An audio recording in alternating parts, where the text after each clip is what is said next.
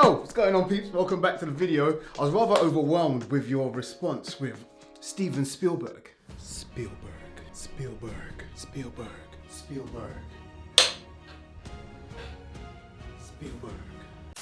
So I guess it's time to let you in on the secrets, my secrets of editing. But just before we start, if you could just take a second to, like the video and also subscribe and hit the notification bell, that would be great. I'll wait. You know what to do. Smash the ting, yeah? Done? Cool. All right, so to make this a little bit more interactive, let's film a video. Hey, my name is Gabriel. Should I tell you how to spell it? L-I-E-G-R-A-B.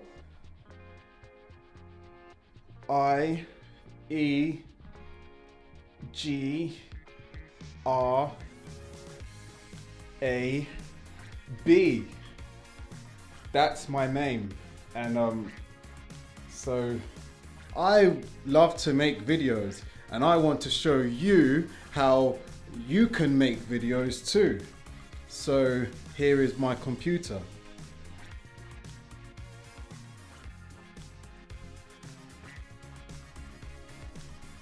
And once you follow these tips and make your viral video, what was the next bit? You can get better and,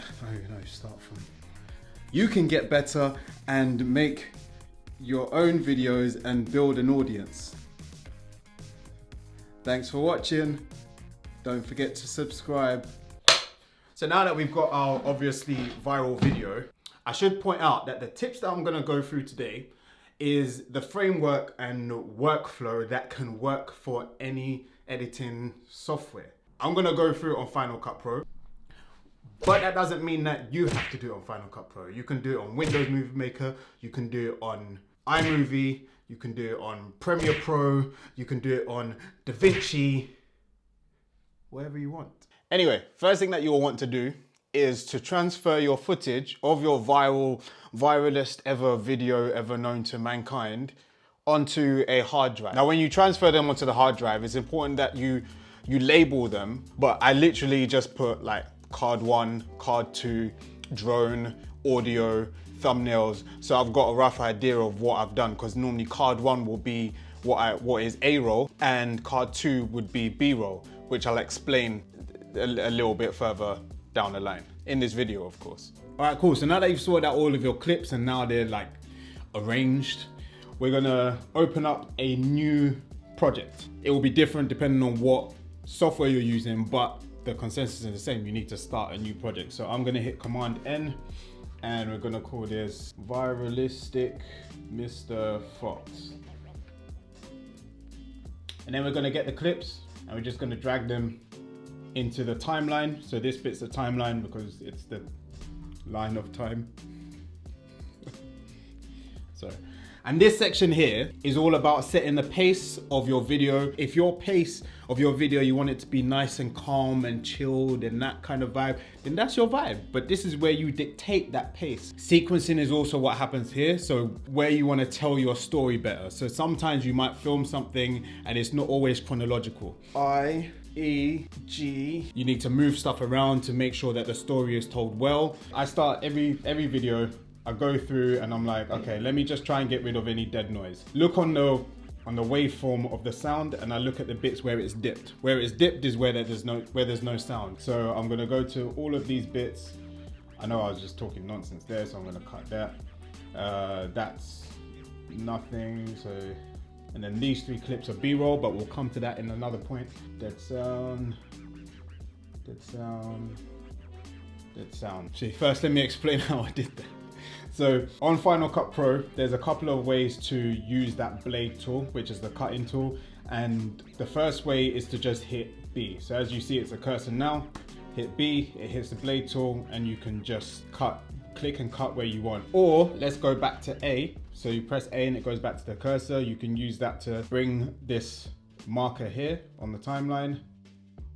And with that clip highlighted, you can then press Command B and it will cut that clip there. If you make a mistake, you want to go back, you can press Command Z. So now we're going to go and hold down Command and click on all of these bits of dead space. and then hit delete. Okay, I'm gonna zoom in now by pressing Command and plus, and there was the bit where I was spelling my name, but I did it on purpose. I did it in the wrong order on purpose, so we would have to rejig it and create the story. Hit B for the blade tool again, and then I'm basically gonna cut around each time I say a letter of my name. Okay, and then I'm gonna hit A for the cursor again, hold down Command, and then click all of these bits here. We don't need that either. Okay, so now we've got these. L-I-E-G-R-A-B.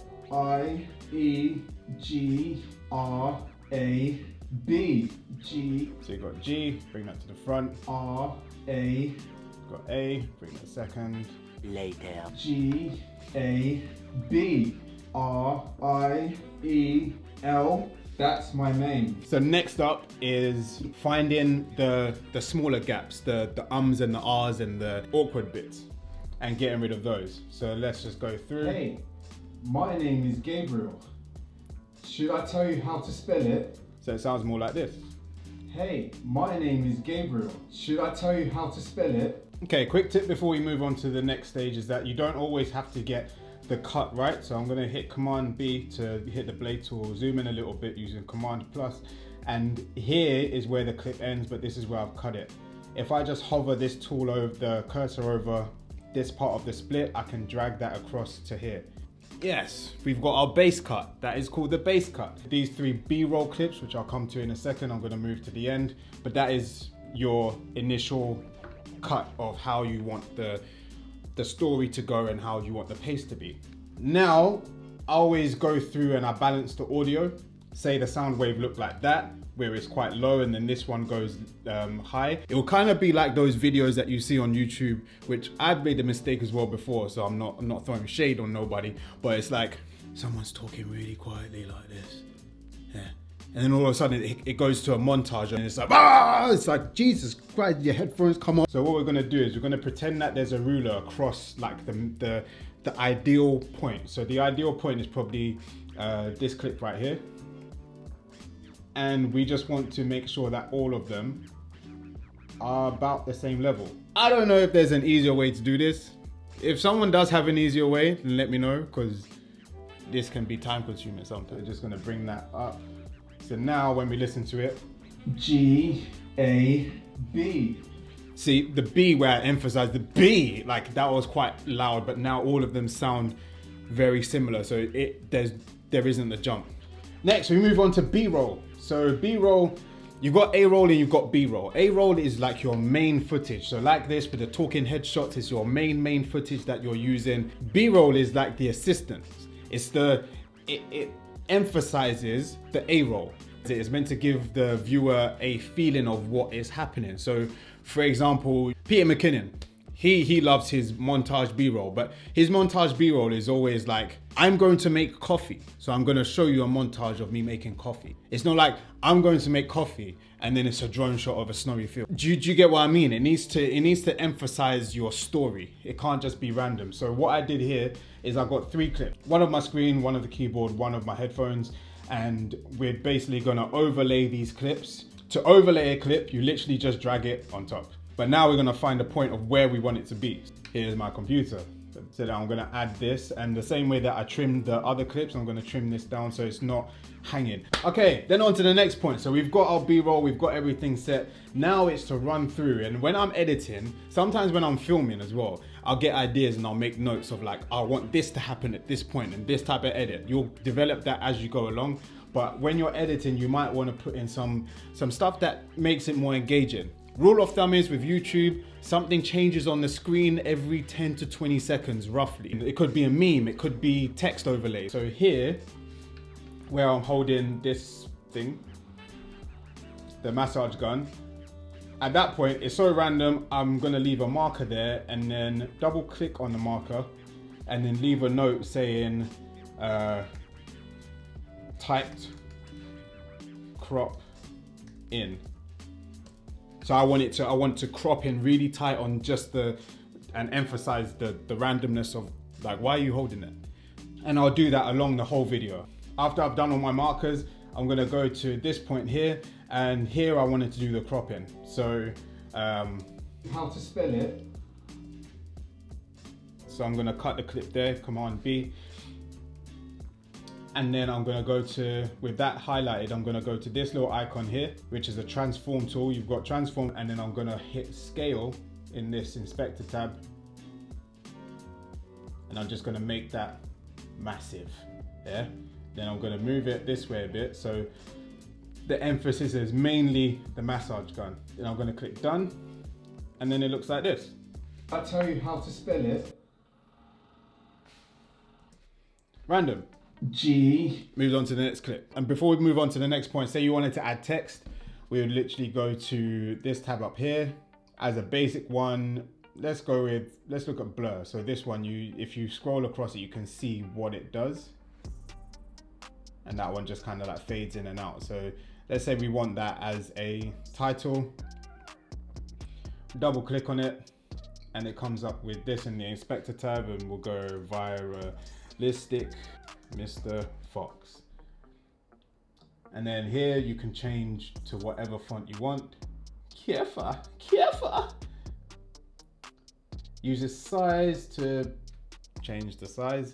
And then from this little toggle here, you can then move it around. And then you've got something. Hey, like my name is Gabriel. Should I tell you how to spell it? Now we move on to music. First of all, your music shouldn't dictate the pace of your project. Your music should emphasize the piece. So you see sometimes, I've seen some people who will get so gassed about a montage, and then you edit that to music and stuff, and then you're trying to fit everything else around that bit. But no. Secondly, is the music is meant to emphasize an emotion of some sort. You know, this is a very silly video, so I want a silly song. I actually found one earlier. I'd used Epidemic Sound, and I found this one called Fat and Muscles. So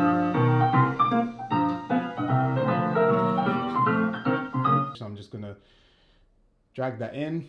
The first thing to do when you're looking with music, you want it to be an ambient sound. So my rule of thumb is I always go -32, and that normally works for most tracks. My name is Gabriel. Should I tell you how to spell it? And then the next bit is, we don't really need it for this, but sound design.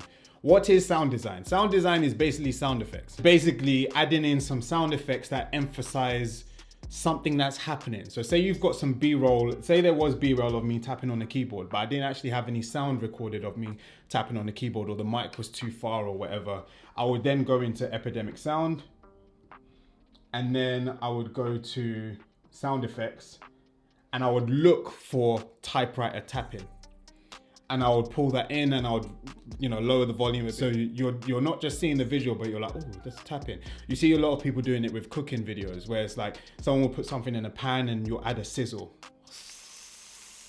It's not always needed. We don't need it here. So one rule of thumb is do not force it, because then you just make the whole thing awkward. And then finally is color grading and color correcting. So color correcting is basically, because I use an A7 III in picture profile 7, and it flattens the image a little bit, so it looks a bit gray there. So the color correcting is basically reviving the colors and contrast and highlights and midtones to what it should be, before you then add your flair, which is the color grade. So the color grade, you'll see in some movies where if they want to evoke like an alien feel, they'll put like greens in the highlights. So I'm gonna probably go into that into a bit more detail in another video, but just to touch on the color correction, one, you wanna make sure that when you shoot it, that everything's balanced, which I think that is for another video as well. Video scopes, to get a feel for what's happening in the frame, and I do need to make a separate video on this because